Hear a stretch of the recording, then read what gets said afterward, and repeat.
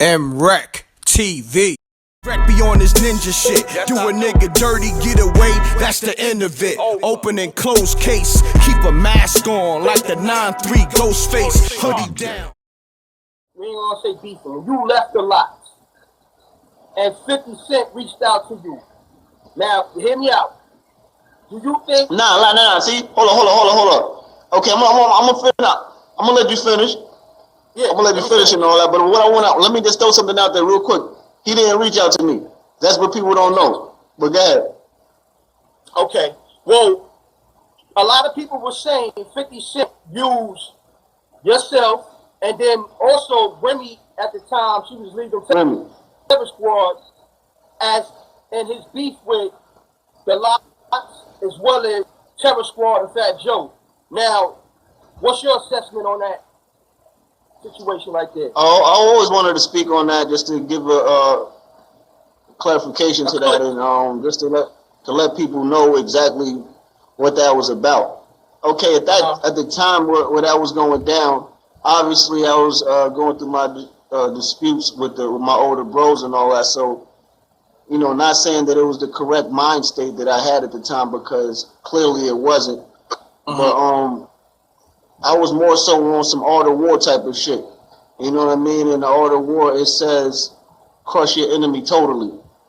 You know, so I thought to myself, okay, they had me in a position where I'm not able to be on the radio, and they cut my ties off from all the radio stations. So I'm like, you know what? I could reach out to people on the net, and that would be my way to speak to the people. And aside from that, what could I do that could be the most effective chess move that could hurt them in any type of way? So I figured, I'm like, you know what? If I take a meeting with our so-called arch nemesis, that could be very, very hurtful. At the time I was just trying to do what I thought was the best move on some art of war shit. So I took the meeting with him. I reached out to him, and we chopped it up. And then as far as the show goes in the Bronx, the shit that people was talking about how he used me, I reached out to him for that as well. I'm from the Bronx. I mean, I'll be in the Bronx and all that. So like they did the shit at Jimmy's Cafe, and I used to hang out right by there. So I reached out to Yayo and Fifth. I'm like, yo, dude, I'm gonna be right over there. I heard y'all doing a show, and I'm like, you know what? That'll add flame to the fire. So I'm like, you know what? I'm pulling up. So I pulled up. So it had nothing to do with 50 using the nigga or none of that type of shit. That wasn't his idea. I brought that to him. You feel what I'm saying? And I use that for my own agenda. Got you. Now, did y'all ever have talks about you coming to G-Unit or anything like that? J Hood being on G-Unit? What happened? Did you and 50 ever have talks about you coming to G-Unit Records? Oh yeah. We at the meeting, man. Like the special thing about the meeting. Well, I will say this. You know, he seemed to be a real cool guy, man. A real cool dude. Or at least that's what I seen from him in the meeting. The meeting was like, no lie, like 6 hours, if I'm not mistaken. Wow. It was wild. Matter of fact, I had him waiting for like an hour and a half before I even arrived to the meeting. You know what I mean? Like I was supposed to meet him at the G-Unit office, and I fucked around and got lost. I didn't know where it was at. So by the time I got there, it was like an hour and a half later. And so I got there, he wasn't there. Yayo was there. I smelled somebody burning some dawa in there. I'm like, who the fuck is that? I looked around the corner, it was the Yayo nigga. You know, Yayo pulled up to me, like, yo, man, I heard you ain't with these niggas no more. I'm like, nah. You know what I'm saying? I'm rocking, I'm going solo, nigga. You know what I mean? So he like, yo, I feel you and all that. I feel you, and yo, the nigga Fifth just went over to the clothing office. I'll show you around. I'll take you over there. I'm like, bet. So we followed Yayo over there to the G-Unit clothing office and all that. It was me and like 5 or 6 of my guys. We rolled over there. They patted us down. Security did the check on us and all that. They checked us and all that, metal detector, all that type of shit. So get the fuck out of here. We went up. Hell yeah, my nigga. Hold on. Come on. You went through metal detectors and got pat down? Yeah, we definitely got patted down. And went through metal detectors. Hey, that's a fact. Wow. See, nobody never heard. So we did all that. Yeah, we got patted down the metal detectors. We went upstairs, and at that time, I forgot exactly. Hold on, Hood. Shouts to 50. He got tight ass security. He ain't playing. That nigga took this bullshit serious. He took this bullshit serious. I didn't know it was at that level, but salute to 50. It's at a whole different level. Metal detectors, yo, salute. Y'all niggas ain't sliding up in here with no tools, nigga. Salute. I don't know exactly who it was, but it was somebody from the clothing department. He was like, all right, so Fifth wants you to come into the room. We gonna see you now. I said, all right, bet. And then Fifth came out.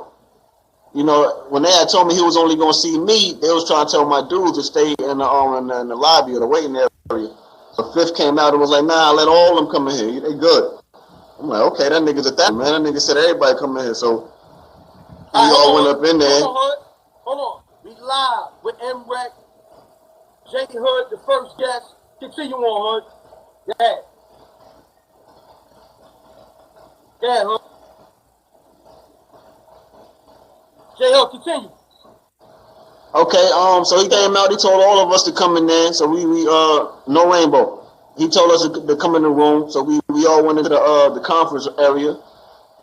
And then he walked me back out and he introduced me to everybody. He's like, yo, everybody, this the new guy, this J Hood right here, It had a nigga feeling like, yo, okay, he trying to introduce me to the faculty, to everybody that's on the team, so they can know me, trying to get me familiar with him and shit. I'm like, okay, so I'm peeping everything. I'm a real observant dude, so I'm like, all right. So we go back into the room, and he starts going into just like shit randomly. The first thing he spoke about was you know, his issues with Ja Rule. You know what I mean? I don't know why he got into that, but he got straight into that. I guess he wanted us he wanted to make it clear that he wasn't a snitch or whatever the case be, like the shit that everybody be saying. Well, that's what I got from it anyway. So he started going into the whole situation, running down what happened with him to us, and you know, he didn't have to do none of that, or he didn't even have to bring it up for the purpose that he did. I don't know, but he broke that down to me and all my niggas, and I forgot at what point it was, but he asked me, he like, yo man, like, so what's going on over there with y'all? You know what I mean? Because nigga, y'all was the guys that kept us on our toes as far as the mixtape goes. Nigga, we used to cop mixtapes just to hear what the fuck y'all had to say. You know what I mean? Like, we going back and forth. So I'm like, no, like, nigga, you was killing shit, nigga. Like, what the fuck is them niggas doing with you type shit? I'm like, yo, man, that's a fact too. I'm not gonna lie. I'm gonna keep it a rap. I was like, yo, and like I said, I'm gonna keep it a rag, don't pass no judgment. I'm keeping it all the way 1,000. This is what I told this nigga. I said, yo, Fifth, I'm gonna Ja Rule this nigga loose. He was like, huh? I said, I'm gonna Ja Rule this nigga, man. He like, what? He like, I said, yo, because I don't got no beef with all of them. I said, my issue is with Luch, my big bro Luch. Yeah, so he like, as soon as I said that, he was like, yo, come here real quick. He pulled me to the side, and he like, we went inside a room by ourselves, and like, I guess he didn't want me to speak about that shit in front of everybody else. He just wanted to speak between the two of us. So probably he was like, yo, he was like, you know, if that's what you want to do, you know, you can do that. I'm not gonna try to entice you to do anything. I don't want you to make a decision that you don't make, or I'm not going to try to influence you to do anything. I said, listen, this is a choice that I'm going to make with or without you, because I feel like this is something that needs to be done. You feel what I'm saying? And so I want, and then he made it very clear that he didn't want it to seem like he was influencing anything. But he was like, yo, you know what? Okay, At the end of the day, I told him why I felt the way I felt. And I don't think like he was trying to jump on that as an opportunity to get back at them or anything like that. I just think like, if anything, the meeting that he took the meeting for the purpose of it being a great business move. You know what I'm saying? Gotcha. So we took the meeting, and what was said. Yeah. What was said after that is our next, huh? I said you was a problem. Everybody No doubt. was a problem. Salute. So he was like, yo, the next meeting that we have, we could discuss exactly how we could make something happen if we was to do, take this to a business level. We could talk about numbers. Straight from Coney Island, must be something in the waters. Niggas getting charges for murders and manslaughters. Niggas on the watch for them cops and them camcorders. And them grimy OGs be fucking they man's daughters. It's crummy beats, y'all. Peace, world. To promote your music or promote your business by placing an ad on MRecktv, contact MRecktVpromo, MRecktVpromo at gmail.com. Peace. Switch things to the opposite way. It's the Mac that the strippers and the groupies pay. Yeah, bands make her dance, you can't juice this J. We bout to terrorize the rap game. Fuck it right and give it back pain.